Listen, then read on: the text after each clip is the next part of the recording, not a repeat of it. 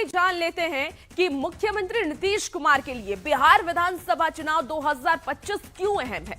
बिहार के मुख्यमंत्री के तौर पर सबसे लंबे कार्यकाल वाले नेता के लिए आखिर क्यों इस बार का चुनाव निर्णायक है, इस रिपोर्ट के जरिए आपको दिखाते हैं।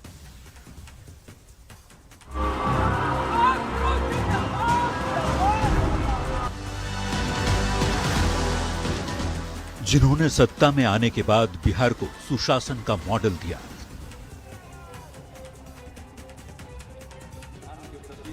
जो सबसे लंबे समय तक बिहार के मुख्यमंत्री पद पर विराजमान रहे, 2025 का विधानसभा चुनाव उनके राजनीतिक करियर का सबसे मेक और ब्रेक मोमेंट है। यह चुनाव उनकी राजनीतिक विरासत, स्वास्थ्य, गठबंधन की स्थिरता और बिहार के भविष्य को परिभाषित करेगा।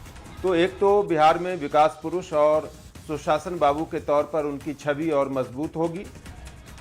ये चुनाव तय करेगा कि नीतीश कुमार के पिछले 20 साल के कार्यकाल पर जनता को अब भी भरोसा है या नीतीश कुमार का फटीग फैक्टर उनकी लोकप्रियता पर भारी पड़ा, जिसे विपक्ष हवा दे रहा है।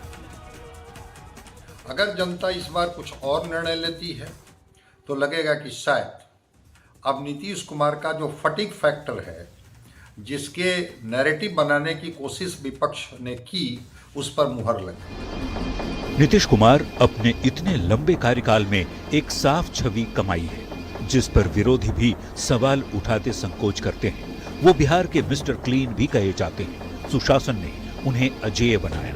जो भी गठबंधन वे ज्वाइन करते हैं वही जीतता है, लेकिन 2025 में ये छवि चुनौती में है। जिस तरह से नीतीश कुमार ने संयम, मर्यादा और सुशासन दे करके बिहार को एक नई मुकाम तक पहुंचाया है, विकास के मार्ग को प्रशस्त किया है, फिर से एक बार मौका नीतीश कुमार को हमें देनी चाहिए ताकि इसकी गति को और धार मिल सके। साफ छवि और सुशासन के साथ उनके नाम के साथ एक और शब्द जुड़ा, पलटू का। जहां से हम लोगों का शुरू हुआ वही रहेगा, कभी बाएं दाएं इधर नहीं होगा। और 2020 से 2025 के कार्यकाल की बात करें तो 5 साल में उन्होंने 2 बार गठबंधन बदले।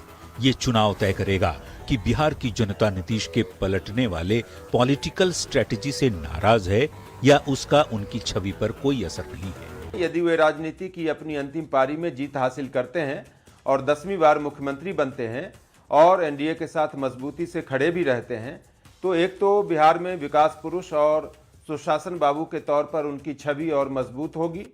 उन पर पलटू राम होने का जो दाग है वो भी धुल जाएगा। जाति की राजनीति के लिए बदनाम बिहार में नीतीश कुमार ने सोशल इंजीनियरिंग का फॉर्मूला अपनाया। ईबीसी, ओबीसी और महिलाओं में अपनी पैठ बनाई, जो बाकी दलों के लिए तोड़ना अब तक मुश्किल रहा है। पर इस बार उनके विरोधी भी इसी फॉर्मूले पर काम कर रहे हैं। इस बार यदि वे चुनाव हार जाते हैं तो उनका राजनीतिक पतन निश्चित है। फिर जेडीयू और उनके पुत्र निशांत के भविष्य के लिए भी बड़ा संकट खड़ा हो जाएगा। कुल मिलाकर देखा जाए तो 2025 का चुनाव नीतीश कुमार के करियर का टर्निंग पॉइंट है।